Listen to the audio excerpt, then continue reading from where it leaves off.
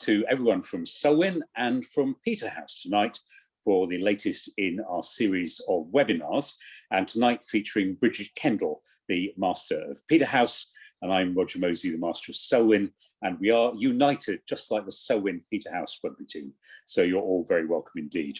And our topic tonight is Putin and Russia and Ukraine. And we're joined by almost 200 people from everywhere from Kyrgyzstan, USA, Germany, Switzerland, Belgium, Greece, the Netherlands, and of course around the UK. And we're particularly pleased to welcome, as well as alumni, our current students. And both at Peterhouse and at Selwyn, we now have a clear majority of our students back with us in Cambridge, but we also welcome students if you're still at home and wherever you are. And we're hugely looking forward to getting back to normal as this term progresses. And I should just pay tribute to Bridget's work in the university, which is about getting in-person congregations and degree ceremonies back at the end of this term. And she's been doing some sterling job on the really quite complicated issues around that. Now, the origins of tonight's webinar really come from a wonderful 2015 Ramsay Murray lecture at Selwyn, which Bridget did, which was about the same themes, about Putin and Russia and Ukraine, which is also in the news. And it's occurred to us that some things haven't changed. Putin won power again in another landslide victory. Ukraine is still a matter of great tension. The West is still working out how it copes with Russia. But also since 2015, there have been some really major developments. Obviously, the alleged interference in the 2016 US presidential election, the Salisbury poisoning with the Skripals and chemical biological warfare coming to the streets of the West, and a whole set of developments in the way that Putin's relationship with the rest of the world has been developing. So that's what we're going to explore tonight. And what we'll do is Bridget and I are going to talk for about 20 minutes, and then we'd really welcome your questions on anything relevant to these subject areas, which you can send in via the chat function. So just send a question in by chat. And the last 30 minutes or so of the webinar, I'll be asking your questions. So Bridget, welcome, good evening. Nice to be here, nice to join you, Roger. And welcome to everybody, Selwyn and Peterhouse alike. Now, Bridget, we'll start, I suppose, with what you and I in our BBC days would call breaking news. And when we were fixing this webinar, it looked like there was very high tension between Russia and Ukraine. Everything was ratcheting up, maybe heading for another crisis. And has that now gone away? Is the Ukraine crisis over for now? I think we have passed a high watermark. The important announcement was when Russia said it was going to withdraw its troops who had been exercising on the border with Ukraine, the largest build-up since 2014 when Russia annexed Crimea. But when and how many of those troops will withdraw, and we wait to see. They said that the exercise was now complete so that they could start to come home. I think it's likely there will be a pullback. It doesn't mean that the simmering conflict in those two enclaves around Donetsk and Luhansk in eastern Ukraine is in any way resolved. And it's a simmering conflict that's been going on since 2014. The other point of tension, of course, at this moment for Russia, not just Russia and Ukraine, but Russia and the West, was the imprisonment of the opposition leader Navalny, who had gone on hunger strike in prison. And his supporters and his private doctors were saying he could die. And it looked as though that might happen, but he's now agreed to end his hunger strike after his private doctors urged him to start eating. But just today, just as a reminder that these things, sort of the crisis goes, but the problem remains, the Moscow prosecutor has applied for a court order to suspend the work of his foundation, his anti-corruption foundation, to label them as extremist. And that would give the authorities the ability to jail activists and freeze their bank accounts. So they're moving to close down his team's activity. It's all in the context, I think, of parliamentary elections in September. They want to make sure that none of his people are in a position to run. So the immediate crisis is over, but the problem's absolutely not over. Okay, there's plenty to explore in both those subjects. Let's talk a bit more about Navalny, because does that show that dissent in Russia and opposition to Putin is growing against what it would have been 5 or 6 years ago when we last talked about this? Well, there are two things here. One is that in 2014, a sort of amazing reaction in Russia to the annexation of the Crimea, it just turned out to be a massive boost to Putin's popularity. His popularity, well, I think he was probably a bit worried about it. Most Western politicians would not be worried, but in 2013, his popularity had slipped to 60%, which is quite high, really. But with the 2014 annexation, it went up to, at one point, to 88%. So many Russians responded to this nationalistic sort of triumph of having taken Crimea. It's complicated to explain why they felt that Crimea should be in Russia, but lots of them felt it should. And since then, his popularity has not stayed that high, and it's had some knocks. And perhaps the first serious knock was when, at the same time, Russia was hosting the World Cup, actually, in 2019, right, Roger? It's the World Cup. 2018. 2018. He announced that they were going to, you could only get your pension when you're a bit older as a way of saving money. And it was the reaction was incredibly negative in Russia. Particularly, these were people who were his loyalist supporters, older generation, who felt that he had, looked after them, and now suddenly he wasn't. But on the back of that, and there were protests, on the back of that, there've been more protests, and they're about different things, really. There was a series of protests that broke out in the Far East around Khabarovsk after a governor who was quite popular was arrested on charges, and people came out weekend after weekend, really quite big rallies. And then that was sort of echoed, and our attention of the West moved much more to Belarus, which is a separate country, but close to Russia and very closely allied to it. And those huge protests that have been against Lukashenko after the results of the election there.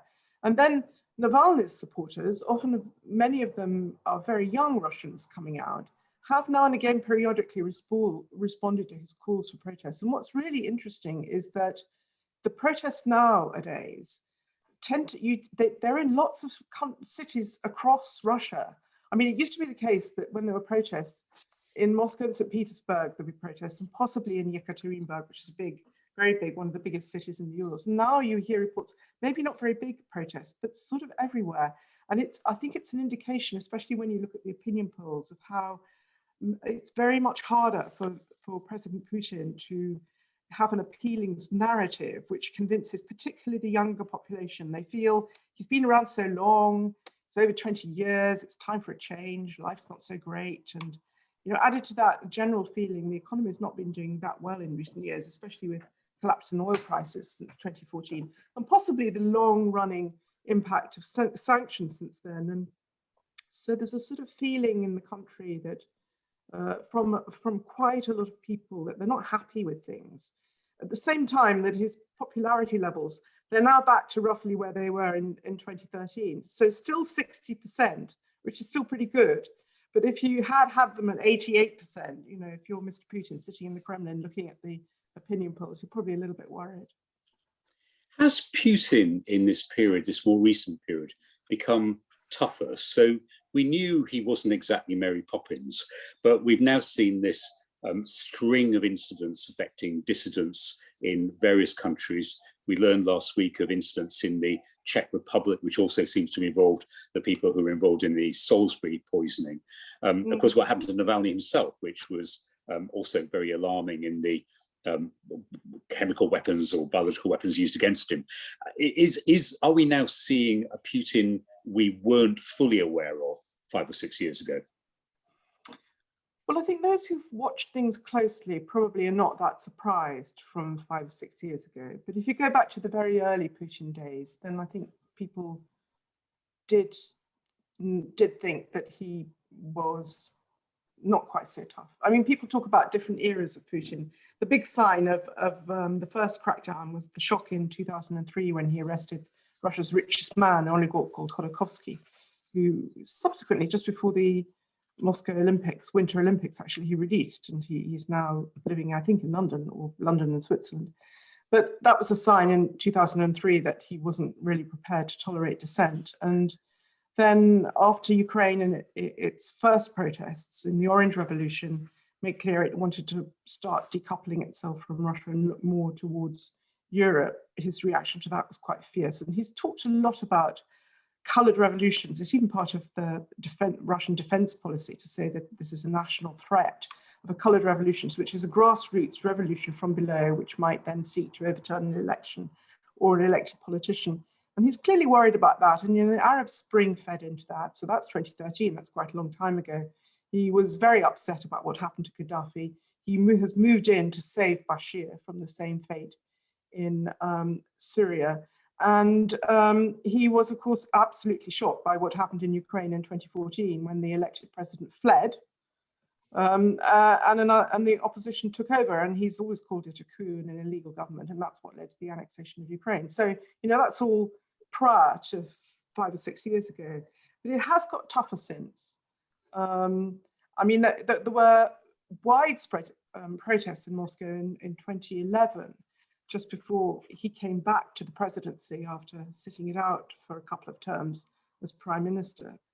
And when those protests emerged, and they were largely in Moscow and St. Petersburg and big, as I said, not really in smaller places, they didn't crack down on them. They sort of sat them out. They were in the winter and they eventually petered out, and he had his presidential elections and got back in. And then after that, he began to take a tougher line. But in more recent years, it has got tougher still. And so this is at home. It's just now, if there are protests, you expect there to be mass arrests, thousands of people. And, as I was saying just now, with this move to make Navalny's foundation extremist, they have had laws on the books for quite some time about people being foreign agents to close them down. They don't seem able to close down everybody. But I think it has got tougher. That's on the home side. But also what has been happening, as you said, is much more action abroad.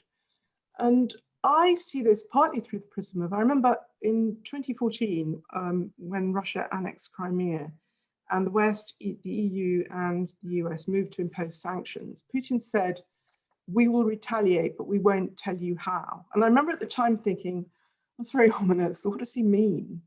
And now I think we know what he means.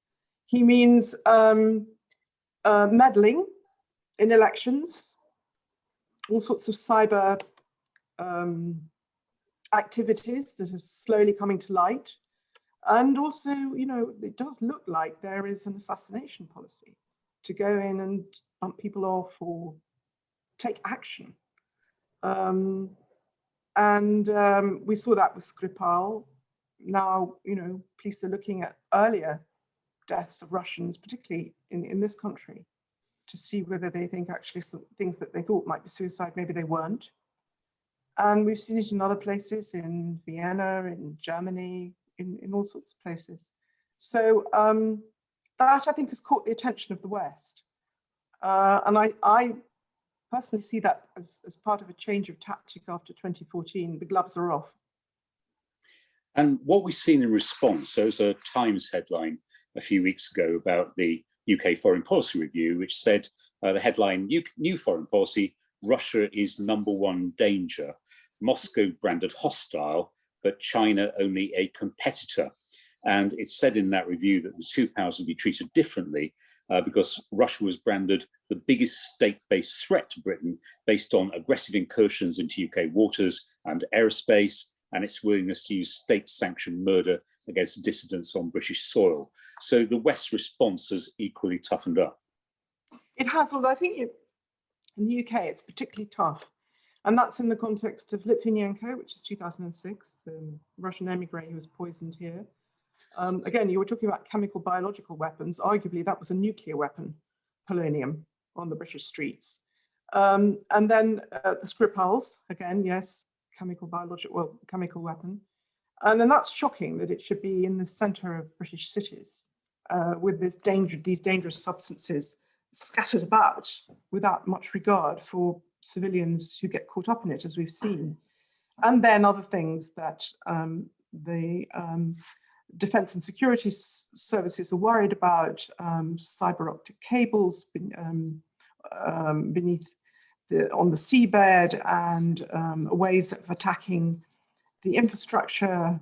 It seems there's been a new policy, which is to talk about this stuff so that the population, say in the UK, know about it, so that if it does happen and the Russians say, oh, it's not us, the population will tend to think it probably is them because they were warned ahead of time, which I think the government thinks is helpful, rather than, as with Skripal, people began to say, well, could they really be doing that in a World Cup here? It doesn't make sense.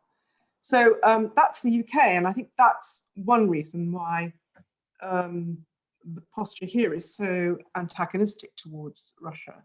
The other place in the West where it puts Russia at a very high priority as a threat is in Eastern Europe and the Baltics, who for historic reasons have always seen Russia as the big threat. And they are all part of NATO, of course, and those are the countries in NATO which are particularly concerned.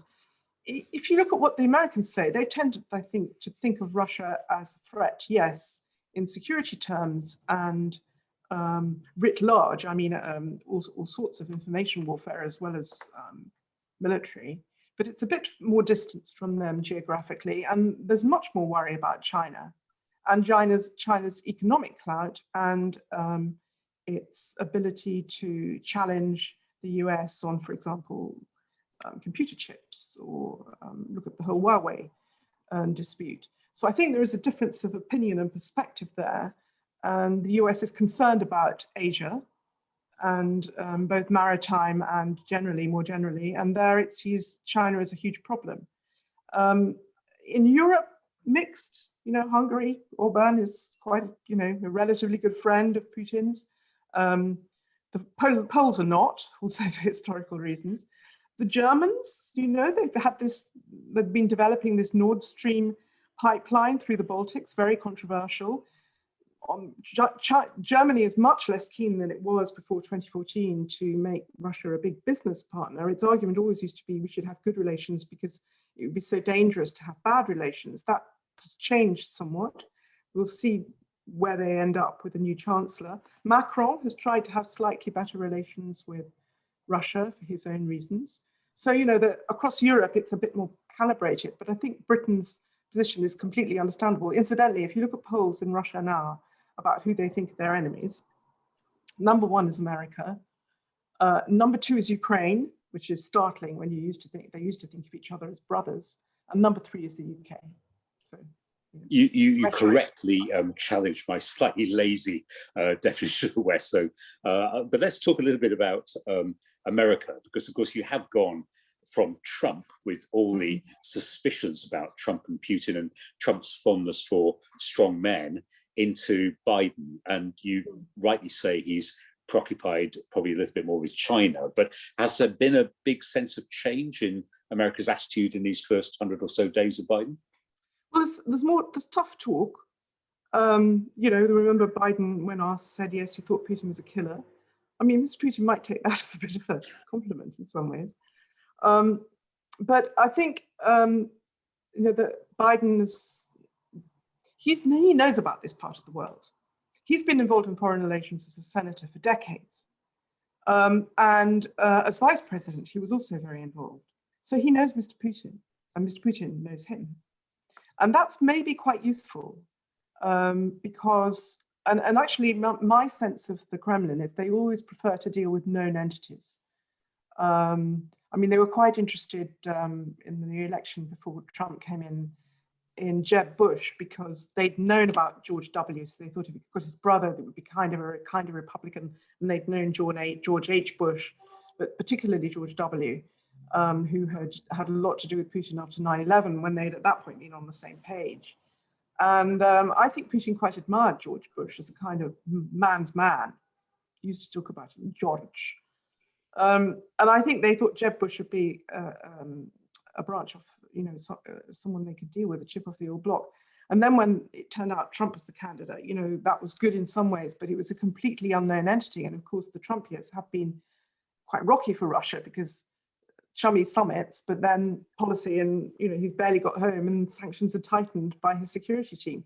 So they may think with Biden, they'll have a more professional team of people who've been in the business of government a long time, very professional, and Biden himself, very clear-headed and very knowledgeable about all these things. But of course, that doesn't always work to Russia's advantage. And understanding the situation in Ukraine and the need to bolster Ukraine democracy and sovereignty, it does seem to be, they're prepared to be attentive to that, and that worries Russia.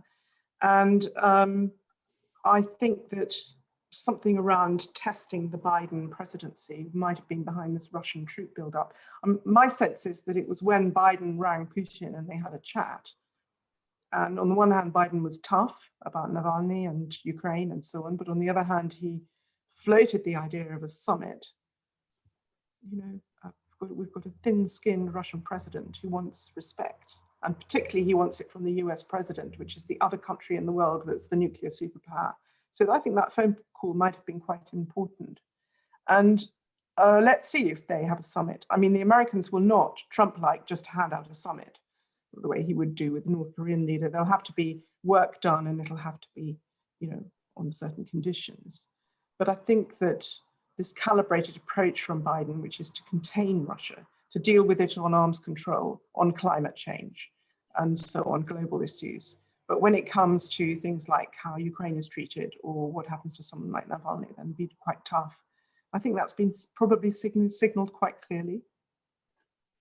Bridget, you remind us there that you've been a Washington correspondent as well as a Moscow correspondent, but obviously Russia is your particular interest. You describe Putin as thin-skinned. I mean, you've met him, you've met a lot of the players on both sides of this great divide. What do you make of Putin as a man and what he wants to achieve for Russia? Well, he's been there 20 years. And when he came in, he wanted to get a grip. After a decade in the 90s, when after the Soviet collapse, it was in some disarray, in the first place economically, because it had lost all its republics overnight in a command economy that was supposed to be controlled from the center, and suddenly nothing was. And secondly, they brought in market economic reforms with shock therapy, doing it very quickly because they were worried that if they did it slowly, it would never really happen. And it caused mayhem for lots of people, both economically, but also in terms of governance, because local authorities wanted to take more power and run things themselves. And as they could get local businesses going, some of them really wanted to keep the money and the local taxes. So when Putin came in, he wanted, as a former KGB man, where everything's controlled from the center by the vertical, like a sort of spider's web, he wanted that to happen again. And he very quickly established a network of his super governors, of old loyalists who he knew well, to report to him, and made clear that taxes had to come to the center and then be dispersed out again to control the governors. And to control the parliament, he closed down a couple of opposition TV stations that had been very critical of the government previously. And slowly, the whole thing became more controlled from the center. And to begin with, it seemed as though this was a price worth paying, because the country became more stable. It became more prosperous, helped very much by higher oil prices, but also people started to pay their taxes, which they never used to do. And the standard of living really went up, and those were the boom years for Putin. But the idea of taking economic reforms further seems to have been too risky for him, because at that point, if you want to turn Khabarovsk into California, you're going to have to loosen the reins and let it be California.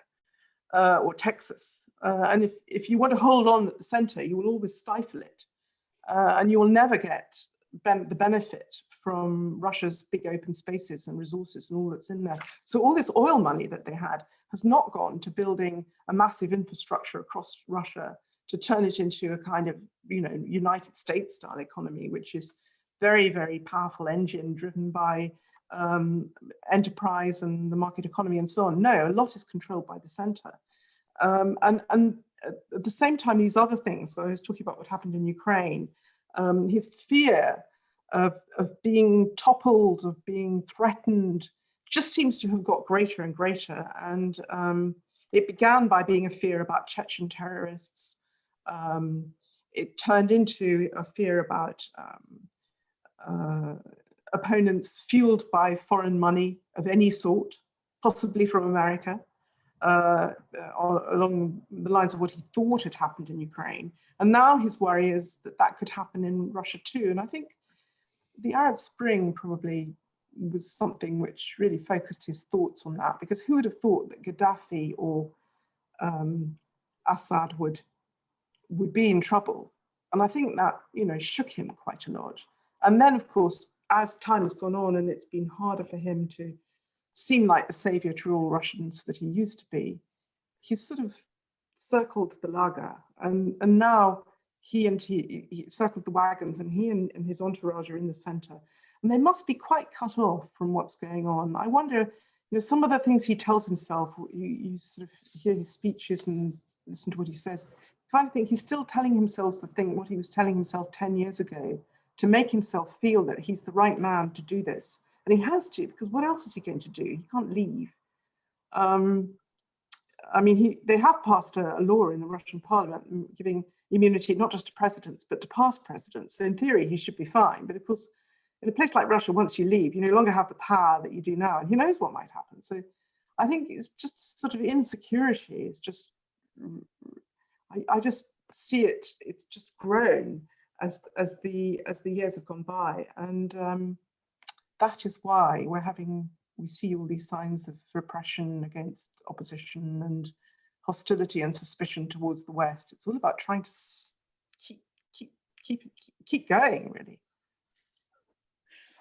Talking of keeping going, we are getting lots of questions coming in. So in just a minute or so, I'm going to start bringing the questions through. But Bridget, one of the final one from me for now, one of the things I found most fascinating about the Ramsay Murray lecture in 2015 was your description of how the people of Russia felt about the West in terms of their, I mean, we would say a rather propagandistic view of the West. Is that still there? Is it getting more intense? Is the latent or overt hostility getting stronger? Towards the West? Towards the West, yeah. It's a complicated subject. I just saw something pop up in the chat saying I was quote statistics. Do you believe these numbers? Aren't these just propaganda as other claims by the Russian government? So let me talk about where these numbers come from. It's from the Levada Center, which is an opinion polling organization, which is very highly respected. It still operates, although with incredible difficulty because it's been labeled a foreign agent by Russia. I don't quite know. It's a while since I've met them and asked them about it. When I last spoke to someone from the Levada Center, they say it is difficult and we just keep going and just hope we can keep going. And they do opinion polling across Russia. And the thing about what they do is that they do surveys over very long years. So they have something to compare against. So whatever their sample, if they're doing the same thing, you can see a trajectory and it moves. And I presume one of the reasons that they haven't been closed down completely is actually they're quite useful to the Kremlin as well, who probably does its own polling, but maybe it's useful to compare this.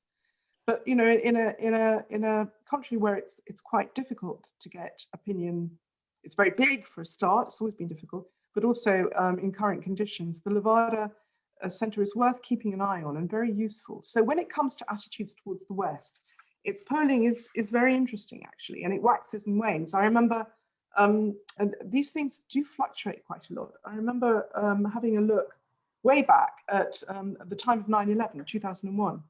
And before the attacks on the Twin Towers, the attitudes towards the United States were quite skeptical, really, by Russians. And then the attack happened. Putin called George W. Bush, said, look, you know, I told you there was a threat from Islamic radicals. We should be on the same side on this. And they had better relations. And attitudes towards the US markedly improved for a while. So it does come and go. And not surprisingly, after the Ukraine crisis in 2014, relations got worse. You know, I was trying to find. Yes, in 2014, negative attitudes to the US were at 81%, according to Levada, and positive were 12%. Now, in 2021, it's neck and neck. It's 42 to 40%. So although actually, you know, we've just been talking about a crisis over the Ukrainian border, where some of the propaganda, not the propaganda, but whatever you want to call it, some of the government pronouncements from the Russians have been quite tough, warning, you know, this has been partly over NATO, Ukraine raising the prospect of joining NATO again, and this seems to be one of the things that may have led to the exercise on the border. Whatever the government's saying, if you look at what the opinion polls are showing, it's slightly different. And I think that's another thing that shows that what's happening at the centre may not necessarily always be in tune with out there in the country. Put that together with the protests and other things, and it's a different picture. Okay, that was retrospectively a question from Ildar Vagapov, so thank you for that. I'm going to take two questions together actually from Modo McEwen, who's a SOAN alumnus. Putin is now in his mid-60s. Can you comment on any signs of any succession policy? He seems to be trying to remain in the hot seat indefinitely. And a related question from William Reith, who is a SOAN undergraduate. Do you think Putin really wants to remain president, or is he instead trapped in power because there's no feasible successor? So really two questions about, is there a successor, and is that why he's stuck there? Events I've been at where he's been asked this question, I think on one occasion by me. He used to have annual meetings with foreign correspondents. He's variously said, I don't care if I'm president or not, but I want to be father of the nation. In other words, he doesn't want to disappear. And I'm really fed up with this. I don't know why you think I want to be president. I'd love to stop doing it. My sense is he's workaholic. He gets up early, he's very keen on sport, but otherwise he does a lot of work. Although more recently, people who are closer to him, see more of him or around him than I do, say he's got bored. He's particularly bored with domestic politics and the economy, which isn't a happy story. So he'd rather leave that to his prime minister. But even on foreign policy, he seems, sometimes a bit bored. Well, he's been doing it 20 years. So you could understand that to some extent. But I think he would find it very difficult to imagine himself in any other position now. When he first came in, I interviewed him at length when he'd only been there for a year, and he had kind of double persona, a very insecure personal manner, especially if you asked him personal questions, and that very kind of tough, macho mode when you asked him security or foreign policy questions. I interviewed him again 5 years later, and the insecure person had disappeared and was just the macho leader. And I think, if you think about someone in that job, and it's all consuming, and it's a huge country with a lot of problems, and you're at the top of the tree, you can imagine that your personality does collide with the office, and it would be very difficult to give up. I mean, it happens to lots of leaders, not just the president of Russia. That's one thing. The second is to the idea, is he trapped? I think he is a bit trapped because Russia's not had that many democratically elected leaders. Gorbachev was only semi-democratically elected as Soviet president. It was not a full election. And as general secretary of the Communist Party, of course, he was only elected by top communists. And then there was Yeltsin, and then there was Putin. And I don't think there's a very secure tradition of what happens when someone loses power. And there's always a huge insecurity, perhaps because it's such a big country, of that possibility of a vacuum if there isn't a strong hand gripping it at the center. So I'm sure Mr. Putin says to himself, I'm needed. Not that I need the job, but I'm needed here, because otherwise Russia might fall apart like in the 90s again. And there are all those enemies outside and even inside the country being fueled by foreign funds. But also, there's just a sort of nervousness about what could happen if he's no longer in the driving seat to him. Certainly Yeltsin was worried about that. I've heard from several sources that one of the reasons that Putin was deemed to be a good idea was because he was a loyal guy, he kept his word, and he would give Yeltsin immunity, because there are bound to be questions and interrogations about the way things have happened and what might a successor do. So I think now at the moment, Putin's spending an enormous amount of energy in just keeping all the corks bobbing on the top of the water of all the people around him, so that they're all beholden to him. No one's on top, no one's quite sure of their position, and he's the one in the center. Must be quite exhausting. But one of the reasons one of the outcomes of that is you can't really have a successor. Because the moment you have a successor, if you've been there 20 years and the younger generation is saying, we want change, how long is it going to stay? There's a danger you become a lame duck. And at a certain point, your entourage will say, you know what, maybe we'd do better with a change. Maybe we, the entourage, would be more secure with X heir apparent than old Putin. Let's hive him off. So I think he's worried about having a successor. He wants to be seen as a kind of eternal president. He's arranged to be there. He can stay now till 2036. He has got this immunity. I don't think he plans to step down. I see no sign of it. There was a thought that Medvedev would who was his prime minister and became president in 2008, might be the heir apparent. But I think more and more as time goes on, we think that Putin in 2011 decided enough was enough, and he got rid of Medvedev because he felt that in some of his decisions he was doing things Putin didn't want, particularly over, for example, not abstaining at the UN over the NATO intervention in Libya and other things. And I think he doesn't trust anybody else. And so I fully suspect that he'll, as long as he's healthy, that he'll try and stay there. Whether he'll manage it, I don't know. There are lots of questions coming in and lots of interesting aspects. We're going to go to Belarus. I should say, by the way, if you are a Peterhouse alumnus, I'm not actually discriminating against you. It's just at the moment there were more names I recognise from Selwyn, so do identify yourself. But Nigel Roberts, who is from Selwyn and writes quite a bit about Belarus, says, this is such an interesting part of Europe. I'm glad you mentioned Belarus, a country in which I have a particular interest. Given the events there post the presidential election in August, is there any reason to be fearful of intervention in any form on the part of Putin? And there's another question too from someone else asking about Belarus, from Sebastian Wormel. We haven't heard much from Belarus recently. How worried do you think Putin is about developments there, and what happens after Lukashenko? Yeah, well, Lukashenko wants to be there for the same reasons. It's, I don't think Lukashenko wants to move. One thing that's, Nigel will know because he follows Belarus closely, that's always sort of there in the background is, could for one reason or another it has been muted that perhaps Belarus and Russia could merge. This was seen at one time as a way in which Putin could extend his term, because he could say, traditionally, up until recently, presidents in Russia could only be there for 2 terms. But if you suddenly have a new country, then you can wipe the slate clean and you can carry on as president. It was seen as a device for Putin to stay on.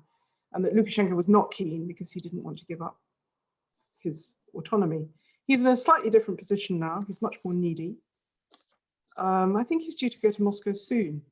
I'm sure he doesn't want to do this, but I would have thought that that's a more likely outcome than a Russian invasion.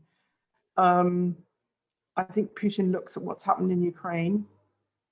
The intervention in Crimea went off all right, but the simmering war that's carrying on in these eastern enclaves of Luhansk and Donetsk, it's not popular in Russia. Russia doesn't want to be involved in wars with its Slavic brothers.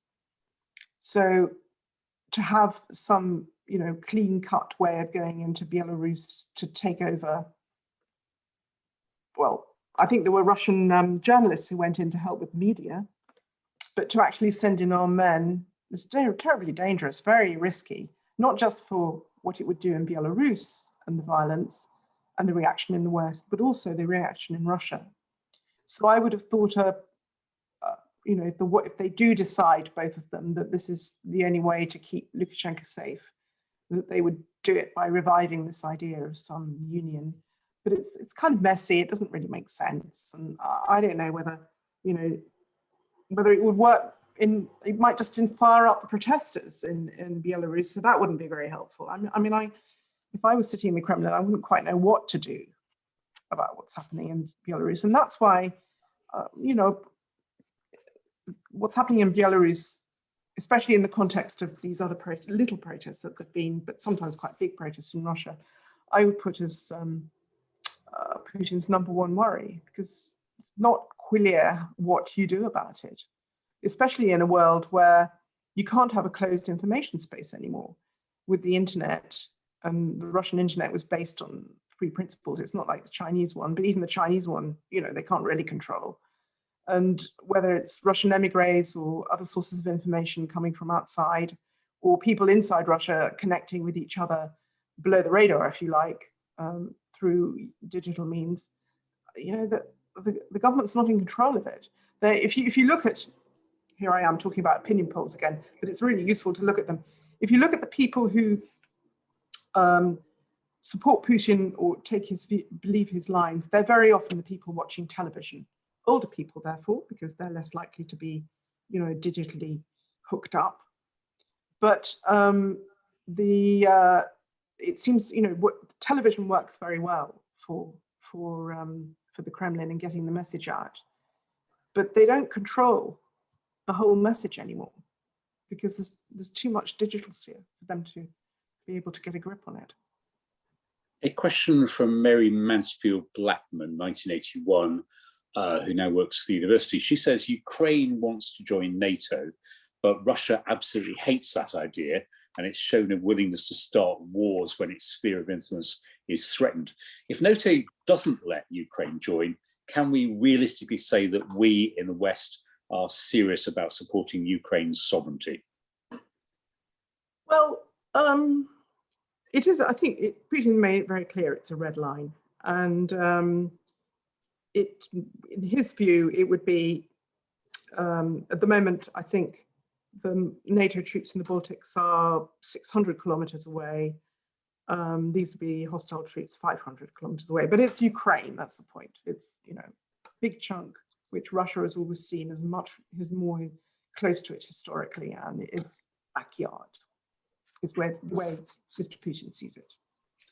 And he did start a war in 2008 in Georgia. Now, the pretext was different. It was about attacks on Russian peacekeepers in the local capital of South Ossetia, but there were Russian troops stationed on the border, having a massive exercise, just like recently in Ukraine, and they went over the border and in they went. And now that enclave is under Russia's auspices, as is another one, Abkhazia. Many people have Russian passports, just like they do in Donetsk and Luhansk. And so, yes, it's a red line. The thing is that,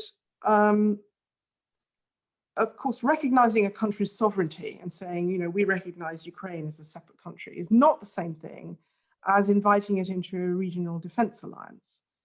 And according to NATO's own rules, if a country isn't able to secure its borders, and Georgia now cannot because Russia is now in control of these two areas, and nor can Ukraine because of Donetsk and Luhansk, technically it'd be very difficult to invite it in, is one thing.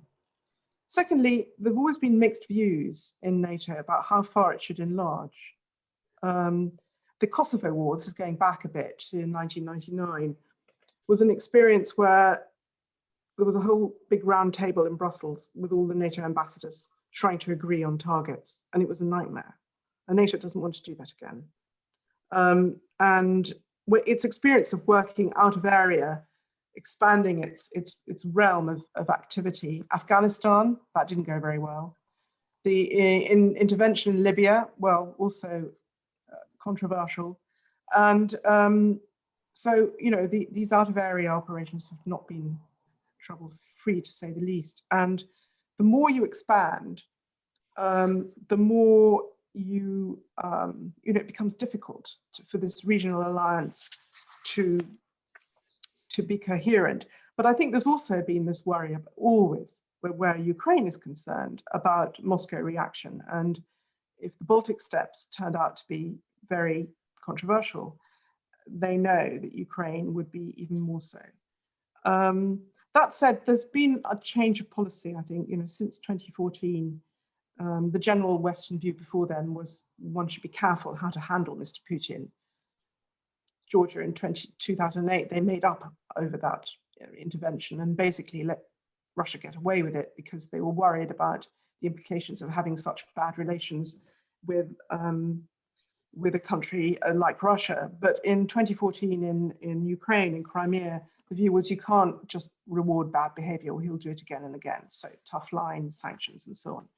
And we now know that he gets warned, Putin. I mean, if he goes too far, there's number one, there was sanctions. Number two, then there was military aid to Ukraine. And I suppose the next step might be some sort of association with NATO.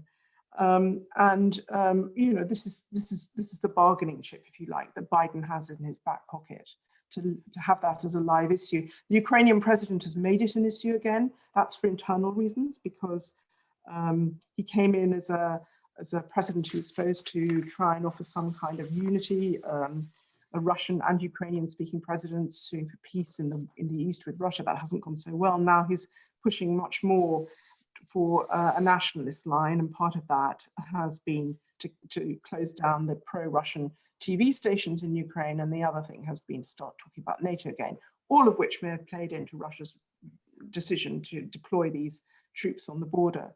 But I think to your question, to the narrow point of your question, recognizing sovereignty and inviting someone into a defense alliance is not the same thing. But the broader aspect of that is that there's just unease about making it too big, and what would you gain if you riled Russia in this way? But I think it's used as a bargaining chip.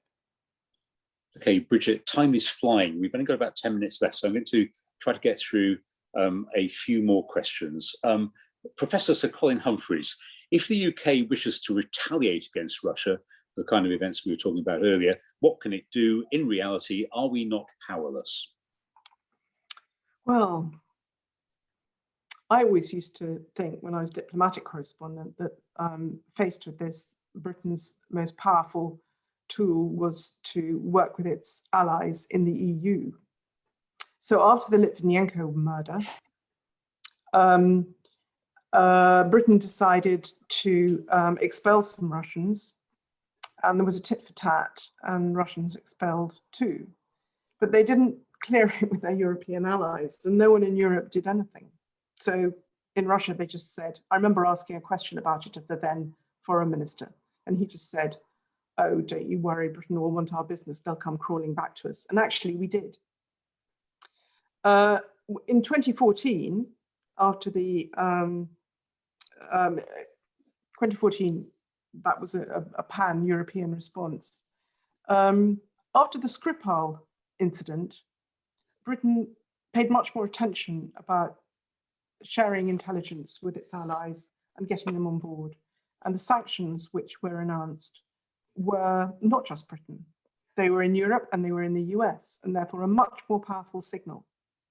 So I think that is what is powerful for Britain, is to work with allies in Europe and in the United States and possibly elsewhere, because that will matter more and be more effective as a message to Moscow than Britain doing something on its own. Jeff Price, Peterhouse, matriculated 1985.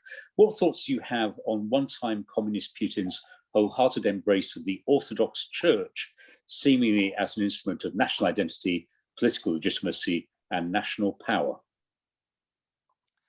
Yes, I don't know whether he's a real believer or whether he's just using it. I mean, it has become a much more important part of Russian life. And in the communist era, it probably privately people were, for cultural as well as religious reasons, quite sympathetic or interested in the church. Then they would let on. And if they were communists, they probably wouldn't go to church services. But after the end of the Soviet Union, you could. And it's not controversial anymore. And now the Russian Orthodox Church has been a very powerful ally for Mr. Putin, not least over Ukraine, actually. Just ahead of 2014, the Orthodox Church was also involved. Of course, that hasn't done them that much good, because the main Ukrainian Orthodox Church has broken away from the Russian patriarchy and is now under the Constantinople patriarchy, which was a massive story at the time and an own goal, really, for the Russian church. So they probably are regretful of that. But it is now very much a part of the Putin state. And as you say, Jeffrey, the national identity. And I know that's very important to him. I remember hearing Mr. Putin talk about this in about, I think it's about 2012, saying Russia's done all right, we're back on an even keel, we're a powerful country, we have, we count in the world, our living standards are going up, etc., etc. But in comparison to the communist era, he said, we're too materialistic and there's no real idea that holds Russia together, and I'm going to work on that. We need a new national idea. And we've seen it evolve, and it involves an idea of nationhood, patriotism, but also the church is built into that. So that's why I don't know how far he's a true believer, because he has clearly seen that it was something, a sort of ideological or spiritual glue that was needed to try and hold the country together. And of course, in 2014, when they had this crisis over Crimea, it did, for a moment, work very well. We have touched on pretty much every part of the world, but one we haven't yet mentioned from Christopher Clark, a question: is Syria no longer a priority, almost as a means to demonstrate Russia's international influence, as I think you, Bridget, once argued in the past? And how important is Iran now to Russia? So Iran is another area where Mr. Biden would like to talk to Mr. Putin to revive the Iran talks. That's part of the, let's collaborate with Russia box, as opposed to let's treat it as an enemy. And I would have thought Russia would welcome that. We'll see. On Syria, the Russian intervention, I think, was at a point where they felt that the West was not wanting to get involved, not doing very well. I mean, I won't go back into all the detail, but I think Mr. Putin saw an opportunity there, number one, to move in with Iranian ground troops and Russian air power and be more effective in supporting Assad and his family. He was very concerned not to see them pushed out of Damascus and it become a stronghold for Islamists. I think he wanted to show off Russian weapons. The Americans have been doing that for years in Iraq and then Afghanistan, and he wanted an arena where he could do that. Remember those cruise missiles? And he wanted to reinsert Russia back into the Middle East at a time when the general mood music in the US was to turn away from the Middle East now that they had shale gas and could produce their own energy and look more to the Pacific. And he's done that. And he's done it not just in Syria, but also with better relations with the Gulf countries overall, including Saudi Arabia. But of course, getting involved in Syria, it in a way, it didn't become mission creep. I thought it would become terrible mission creep, the kind of, like Afghanistan, but it didn't. It was always just Russian air power. But what has been difficult is the diplomacy. And so there's sort of a lid on it, and Russia holds peace talks, but they don't get anywhere. And it's now, in a sense, partly Russia's problem. As long as there are no deaths of Russian soldiers, if they are reported, the Kremlin always comes down hard on anyone who's been involved in leaking or reporting them. And as long as it's not a problem domestically, I think it's just, parked. But I think more broadly, when Mr. Putin surveys the Middle East, he probably thinks we are more present now than we were before. We have relations with Iran, we have it with Saudi Arabia, we are in Syria, and we have relations with Israel. We have close relations with Turkey, even though it's in NATO, but it in some ways seems like Erdogan's closer to Putin than he is to NATO allies. How Mr. Biden will play this, whether he wants to get involved, I don't know. My sense for quite some years now is, as I just said, that the Americans want to move away from the messiness of the Middle East, which is so intractable and doesn't yield anything. And they don't need it as much as they used to for hydrocarbons. So maybe that does open a door for Russia to have more influence. But of course, it's in some ways a poison chalice because it's such a problem and so potentially full of conflicts. For a final question, we're going to look forward and go back to the domestic side. Alice Mumford, who tells us she's a Selwyn offer holder, and she wants to know, as far as it's possible to predict, where do you see the future of Navalny's movement? And I suppose, Bridget, just to round off, if you could, therefore, consequences for Putin and what you see in your crystal ball for him as well in terms of Russia and running the country. Well, I've sort of touched on this, but Putin, if he stays healthy, could stay there. But I think, I was thinking about when I gave this Selwyn lecture in 2015, how's it changed? And I think one thing I would say is that in some ways he's stronger. He can stay in power for longer constitutionally, and he's got a lot of control over the country. But in some ways he's weaker because there is this new generation coming up, and Navalny's started out as a big anti-corruption campaign, and now it's bigger than that. It's there. Of course, you see that Alexei Navalny is always trying to make sure he's in the headlines. He has a great big film about Putin alleged palace down near the Black Sea. He gets poisoned. That's not his fault. But then he decides to go back to Russia, knowing he'll be arrested. And then he goes on a hunger strike. So, I kind of worry about the poor man, what he's pushing himself through, Navalny, and how long he can keep going. But I think you have to think about, of course, I am very influenced through having lived through the 1980s and the 6 years that led to the collapse of the Soviet Union. And I tell you, from when I was there in the early 1980s, you would never have thought that was possible. It seems such a bit like Putin's Russia. The Kremlin was in total control. They controlled the media, the television stations anyway. They controlled the economy, most of it. They had a huge defense outfit, very corrupt, dysfunctional in some ways, but somehow massive. And actually, the whole thing collapsed. Of course, it collapsed because it got a green light from the top, from Gorbachev, and Putin's not going to make that mistake again. He's not going to give a green light. But there's a sense, when you look at Lukashenko too, there's a sense of brittleness about this. And there's no doubt that the longer a regime carries on, the more brittle it feels as though it could be. But, I was thinking, does he turn into a Robert Mugabe who just stays there clinging on somehow until he dies, whenever it is, in decades from now? Or does something happen? And suddenly he's not there anymore. And I think it won't be Navalny who would push him off his perch. I think the protest movements will stay there and they'll be a factor, but I'm not sure, unless something happens to the economy, that it would grow to a big enough movement. I mean, in the 1980s, there was massive, universal, popular frustration at the dysfunctionality of the Soviet system and the empty shops and the queues and everything. Russia's not like that now. You can't, the prices are going up. People are worried about that.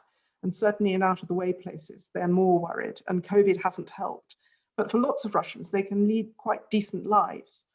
So I don't think that would be the thing. So I think it's much more likely that it would be a kitchen cabinet coup, if you like, of some people who at a certain point decide that Putin is now no longer the answer, he's more of a liability, and they need something else. And I've also thought, and when I look at the opinion polls now, although it is interesting that more Russians than not no longer think they're European, which I find very troubling, and I think is a byproduct of 7 years of sanctions, particularly among younger people who have spent longer being more separate. Older people, though they may be pro-Putin, still have the habit of thinking that they're European. But nonetheless, I think if someone came after Putin, however he went, they would have to offer the population something slightly different. And I think it would be to try and mend fences with the West, because I don't think the alternatives to be just in isolation, which is sort of the way the government argues it now, or getting closer to China. I'm not sure that either of those are scenarios that would really appeal to most Russian people. I think would prefer the message of hearing we're going to mend fences with the West to some extent. Bridget, I just want to thank you for that very powerful ending, but also an amazing hour in which you've shown your great range as a former Moscow correspondent and Washington correspondent, and also I think at times your final job in the BBC as diplomatic correspondent. They've all come into play, and we really do appreciate that. There are lots of very appreciative comments going through. So Brian Horsby, very insightful. Bridget, thank you very much. Andrew Miskin, thanks so much. Harry Mann, great talk. Modo McEwen, thank you all, very interesting. and lots of appreciation. Nigel Roberts, who really does know about Belarus, said you were spot on Belarus as well. And Jordan Matthews, thank you for the insight. Shahrukh Khan, thank you. And lots of other people saying very kind things too. So thank you hugely, Bridget. It's very good to have you as a neighbour and a co-sponsor of that rugby team. For everyone from Selwyn watching, our next webinar is on Friday the 7th of May, when Sophie Wilson, one of the most important women in technology, will be talking about the future of microprocessors. And for both Selwyn and Peterhouse events, keep an eye on our social media, Facebook and Twitter and all the rest of it.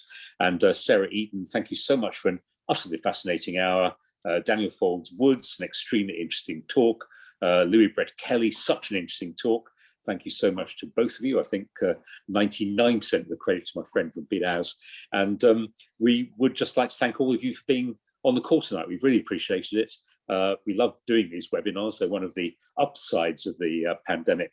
And we hope to see you all again soon, either at Selwyn or at Peterhouse. And Bridget, thank you very much indeed.